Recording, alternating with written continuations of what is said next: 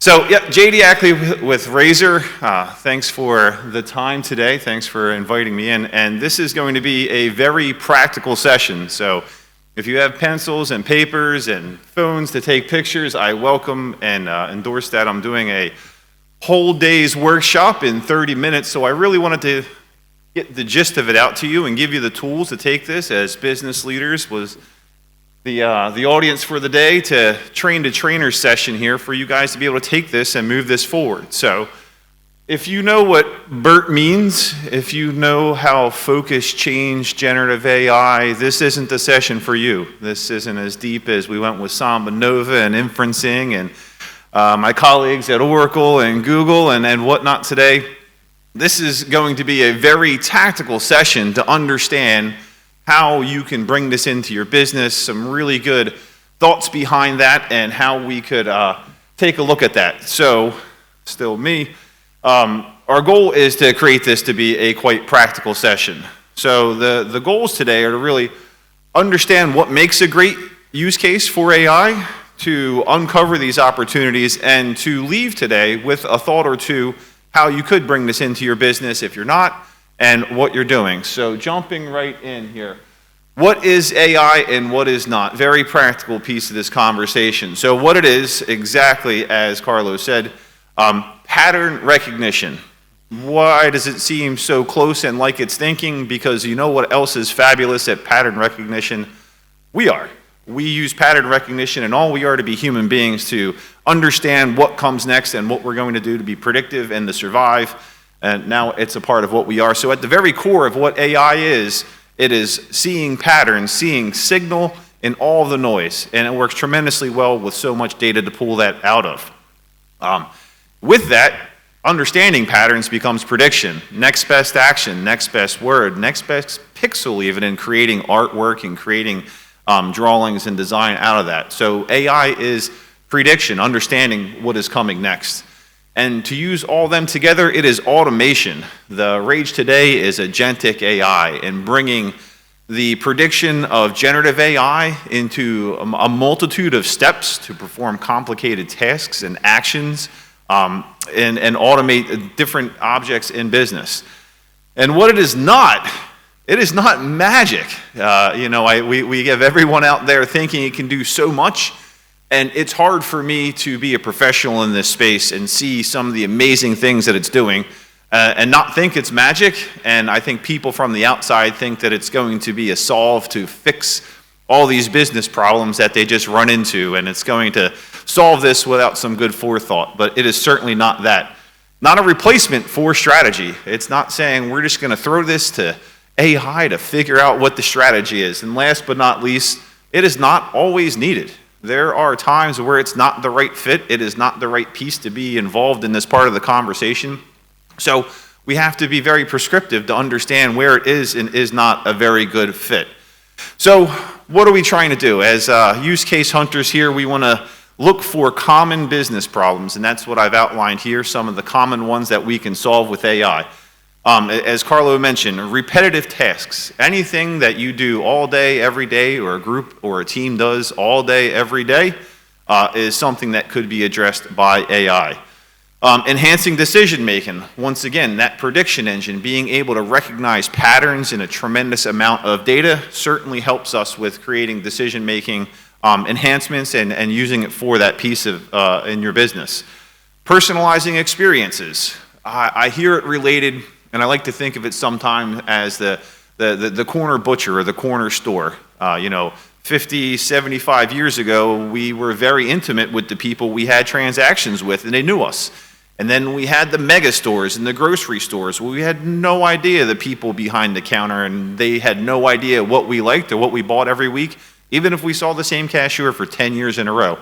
But now, with AI, we can bring back personalization to these experiences, and it's been really helpful. I've heard mentioned several times, happy customers are purchasing customers, and personalization is a tremendous effect that AI can bring to the conversation.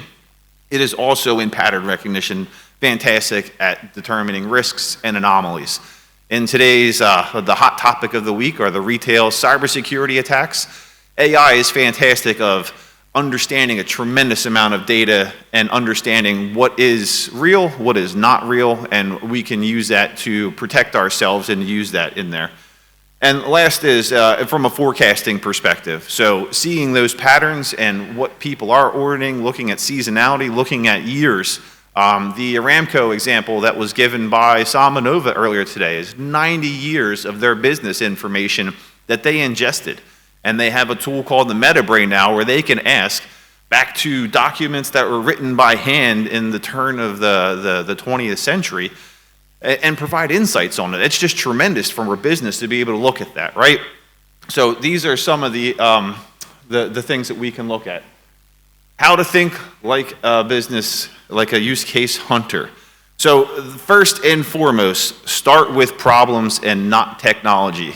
Nothing is a greater pet peeve for me is when someone comes up to me and says, hey GD, can I use ChatGPT for this in my business?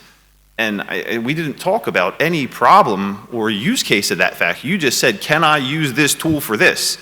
And when you're a hammer, everything looks like a nail. If you think that ChatGPT is the only AI tool out there, everything looks like a nail. And how do we solve it with this? It's not the strategy that's solving anything for a business. So we really need to start with, in developing use cases, what are the business pains? What are the pain points? Where are friction points at? What can we understand? And then work with a consultant, work with an expert, and talk through those pain points and solve what could be done and brought about with them. So we're going to look for things like high volume tasks, back to that repetitive actions, anything that's happening very often. Somebody's doing this for hours a day. Great use case for AI, or a great tool for us to start looking into that. Next are high cost areas. Everyone likes to be able to reduce these costs, so we look at the high cost areas, and that's a great place to reduce cost and fund these AI strategies. Data-rich processes, and we're going to hit on data a lot because it's the fundamental piece. As a pattern recognition tool, we need lots of data to make good decisions. 90 years of data is a tremendous amount of data, and we would all love to have that in our businesses to look back on and make next year's decisions off of, but it's just not available. So we're going to talk about some strategies how to look for more of that. And last but not least, bottlenecks, pain points. And this is the last one if you want to snap a picture for this. So what are bottlenecks slowing down the business? Where are places that are real friction points that we can't get things done? Or, it sits on this department's desk for 2 weeks because they only have 3 people who know this one skill. How can we look to that and identify that? So again, this is the mindset. How do we become use case hunters within our organization? So what's our sweet spot? These 3 filters. So Carlo had his filters. These are mine. So it has to be valuable. It has to solve a real business pain point. It's not because it's just cooler or everyone else is doing it or I heard this write something really neat. It has to provide real value to the business. We have to look and draw a line from adopting this technology is going to provide this return on it. Otherwise, it's just silly. It has to be viable. Once again, back to data. It's just a pattern recognition tool, and I can't emphasize it enough, that the data has to be there, and we have to have access to it to make it a viable platform that we can go and apply AI to it. Otherwise, without good data, there's nothing to manage to, and there's nothing for us to help. So when we're looking for a good use case, we have to have something that has viable data. And last is feasibility. It has to be a feasible project. My developers say, well, if the toaster has an API, we can work with it. Well, in a practical and a business sense, it has to be something that we can bridge that gap. And we'll get a little deeper into what that looks like from a feasibility perspective.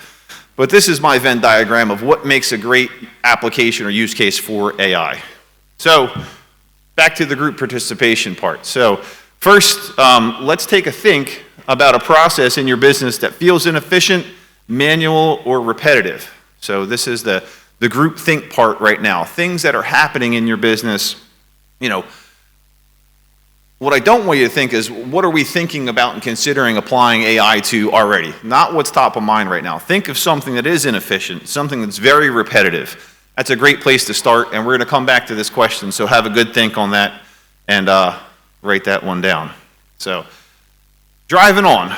some real world use cases, right? Meat and potatoes here. Here are a dozen use cases and things that we've solved across a half dozen sectors in industry, right? So we want to look at what are some real world use cases out there. And we have a list longer than your arm at this point of use cases that we've applied out there. But I wanted to bring something tactical to you guys to start to think about what other people are doing. The list is long and there's so much out there, but with the focus and the glasses of looking at it as what's repetitive, what are things that are bottlenecks. These are some great things, as Carlo mentioned in the sales focus. Tremendous return on applying some AI tools out there to sales programmatics for proposals, for forecasting, great things there. Marketing, unfortunately, I think to everyone's chagrin, marketing has become a huge adopter of AI and has created a lot of weird fingered pictures for us all to look at every other picture on our feed now, right?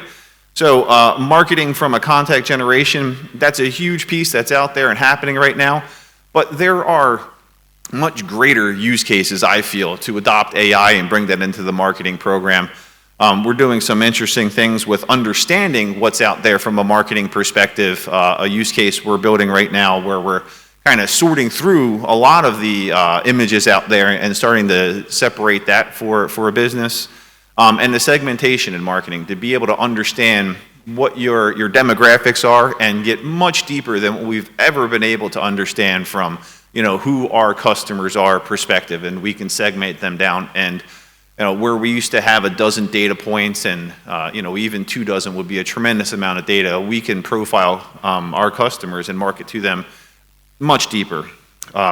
Another one I heard mentioned several times, HR. HR is one of the number one internal to start with, from not even all of the great ways it can respond, and there's great things it's doing out there with applicants and screening intakes, but I've seen it just as a fantastic employee experience enhancement just to understand the company's policies. I mean, how many days off do I have? How many this or that are we allowed to do? What is the company's policy on this? To have an internal model is a fantastic starting point to adopt AI, and produces very inexpensive to do and something that produces a tremendous amount of goodwill within the company, especially when you're adopting technology that people are, there's concerns with, they don't understand, they have some fear around it. So it's a great feel-good story to start around it there. And then in finance, automation with billing, with invoicing, all these different pieces there. Operations is a tremendous thing, working with a lot of ERP companies out there and understand their forecasting. And last but not least, and certainly the most adopted, I think last November I shared the stage with Akash here earlier talking from Google, and still over 70% of the AI consumption is with customer experience and bots. It's a fantastic use case. It's a way to create a lot of personalization. It's pretty easy to deploy, and it has become just tremendous now. And we've had the days where the voices, the understanding, we're just not there, but we've certainly crossed that threshold where they sound amazing, and there's just really interesting things going out there. And a tremendous amount of the AI consumption is still in that regard. Expanding the reach and being a force multiplier for businesses using bots. All right, so this is the canvas, and this would typically be where we would have some worksheets, and we would go out with this canvas, and these are my data points to start to look for use cases. So we would have a whole group or a segment of a group and a pilot group with lots of worksheets, and we would go out there and we would start to write down. But these are the things we need to understand to identify what is involved in a use case to develop. So what's the process we're addressing and the problem within that there? Who it's going to impact? What are the pain points that are associated with this process we're trying to address? What data is involved? Back to data, such an important part of what we're looking at. What would the ideal outcome be, and the success metrics? And I can't emphasize that enough. What are the KPIs that are going to make this use case a success? A lot of folks go in with understanding some huge pain points and they run after them, but they don't think to round out the circle and understand what are the KPIs that we're going to represent to make this a success. So I strongly emphasize that when we're starting early in the adoption phase to understand what's going to make a successful outcome to relate that back to the business and provide what our return is going to be. So back to our second question of audience participation here. So using some of these in the use case or the pain point we identified in the first question there, so whatever your thoughts were on that one, what are some of the problems, who it would impact, and the pain points on that there. So now is time to take a think on those pain points there for what we were going after and what we thought were some pain points within our business. So have a think on that. And to the data. So this is what we see in every business. They come up with these great ideas of what we're going to do and how we're going to do it. And we ask them, well, where do we get the information on this and where is this all stored? And it's like, well, I don't know. We got to talk to IT for that there. And we talk to IT and the company is grown by 4 acquisitions and they have 3 different systems and one of them doesn't have APIs even, and who knows where this is and who wrote this. So AI agents are our savior in our future that are going to do all these complicated tasks and we're going to buy all this and run down with it. But it comes down to where is the data and how are we going to get that to provide access to it. So I've emphasized this several times because it is just that important. So I took a step out here and wanted to incorporate this for what you can look for within your organization. So the first is structured, and this is the easy stuff for IT and the business and the CIO to tell you about. So what is your structured data? What are the logs? What's in your CRM? What's in the ERP platform? Even databases and spreadsheets. What's out there? So that's the low-hanging fruit. That is the straightforward aspect of what data you have there and is easily accessed. Next is the unstructured part, and this is typically a little hairier question out there. But there's a tremendous amount of data out there that is accessible and becomes quite accessible with a little bit of AI applied. So make sure in your journey for the use cases, you're really equipped to understand beyond just the standard amount of, what's in the CRM and what else we have out there in our databases and our customer information systems. But look for some of this unstructured bits out there. So emails, a tremendous amount. As they mentioned, in the terms of conditions for that free Gmail account you signed up for 24 years ago, Bobby Hot Rapper 24, I know you're out there. They've been collecting all that data for decades at this point, right? And they've used all that and trained their model with it. It's that age-old adage, if you're not paying for the product, you are the product. So in emails, a tremendous amount of information.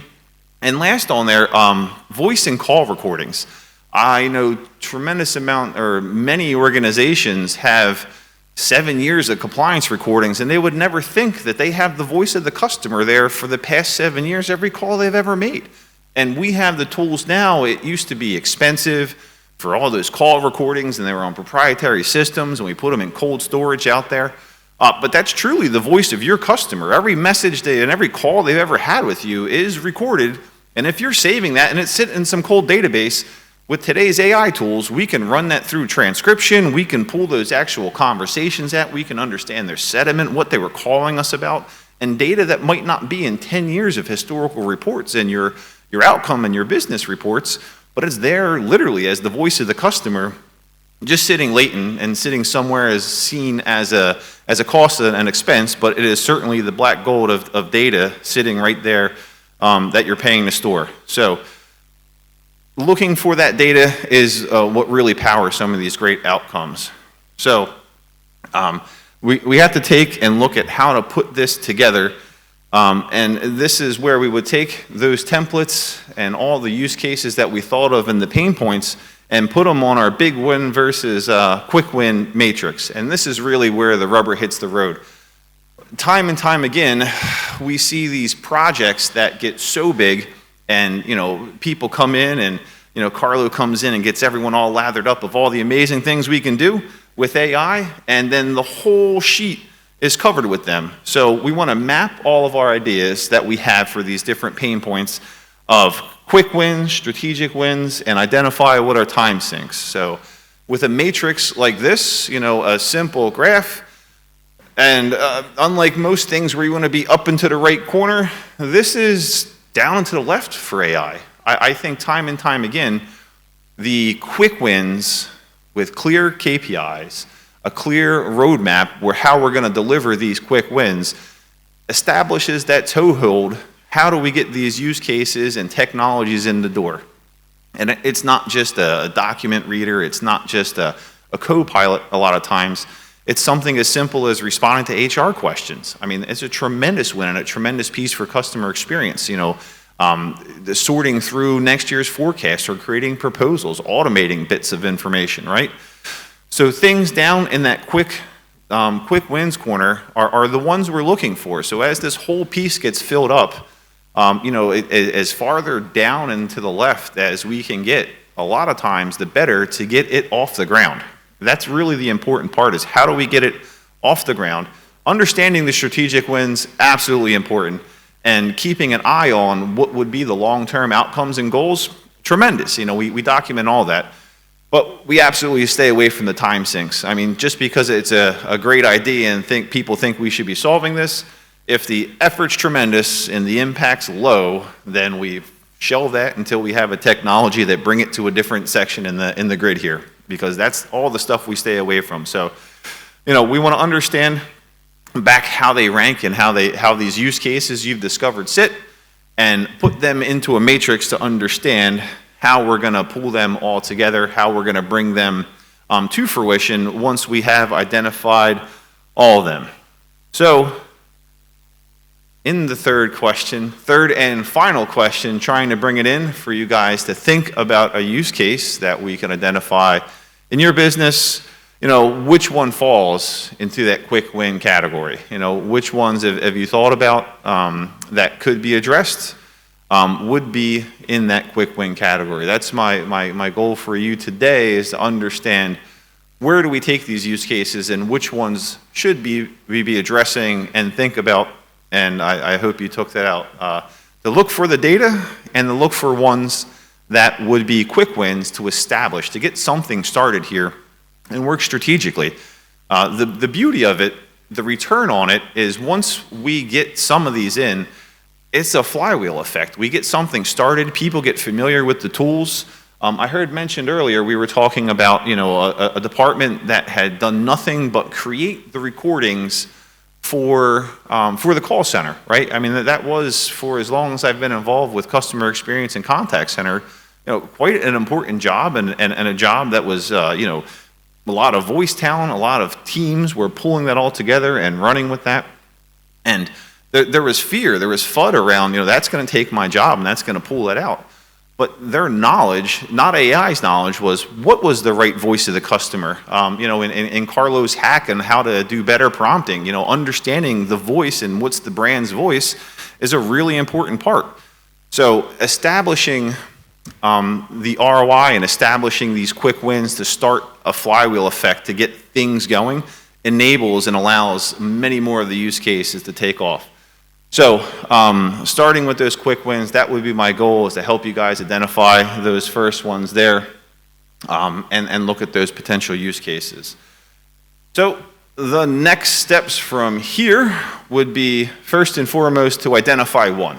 Right? The journey of 10,000 steps starts with the first one. So how do we identify a use case that we can look to be a quick win, to have the most impact for the least amount of disruption, and provide the most benefit to the company with some clear KPIs around there.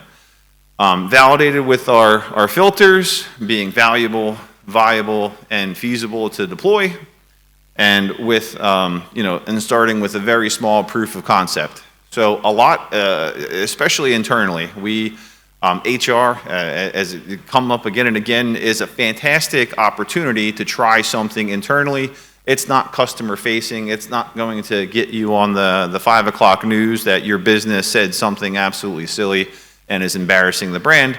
But it allows people to get familiar with it, get familiar with using it, see impact from it. So the internal use cases and starting them with a proof of concept would be a great idea. And lastly is to partner with experts. You know, circling back to the first thing I said is approach it as a pain point.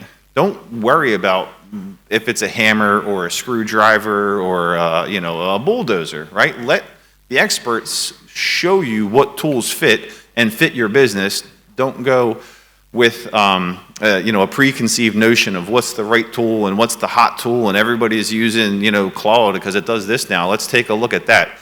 That really, it scares me when people have those notions initially, because it really says that they're, you know, they're fixated on the cool and not on what the business problem is and how we can solve that. So, you know, talk with some experts out there, people who can guide you through that process, that can help you identify what those tools would be, could be, and provide demos of them and provide, you know, information for you guys to understand what could be the ROI, what would be the, you know, the impact and help you along this process. So that would be something quite and very important to take a look at with an expert versus trying to find out the latest and coolest thing.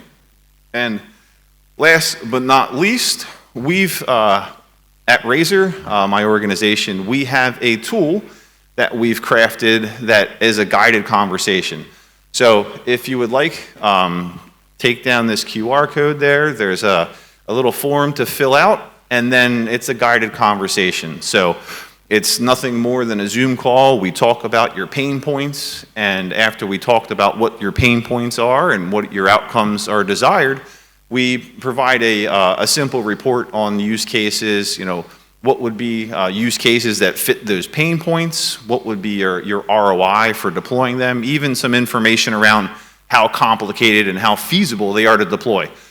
So if you do have the chance, try out the tool, let me know what you think. We'd have a conversation. There's a little check mark on the form, so you fill out the form and then you mark the little check mark that you'd like to try the use case tool, and then we'll get in touch with you, have an exploratory conversation, and provide you with a document of these tools. So that is the gist of it today. Thank you guys for walking through my large format workshop. Hope you got something out of that and understand a little deeper how to go after these use cases and how to explore how AI could, you know, provide some impact to your business. Thank you.